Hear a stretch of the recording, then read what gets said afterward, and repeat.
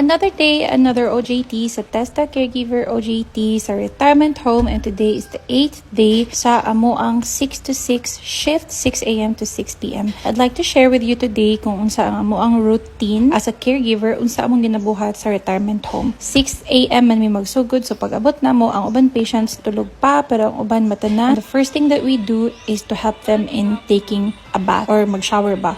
Tapos, ang mahitabuan na, i-lift na mo sila from their beds to their wheelchairs, dalon na po sa CR, and then lift from their wheelchairs into the chair dito sa CR, and then paliguan na mo sila. Some patients kay dili pwede maligo sa shower, kay bedridden, so kailangan na mo sila i-bed bath. Pagkahuman ana, we bring them to the gazebo where they eat their breakfast. In between breakfast and lunch, kaya mo silang i-entertain, so naami light exercises and some entertainment like activities like bingo, and then mag lunchtime, and then sulod na po sila sa bed for nap time, and then mag movie time after nap time, and then maghulat na lang padulong mag dinner, and then we help them sa ilang bed before the night shift takes over.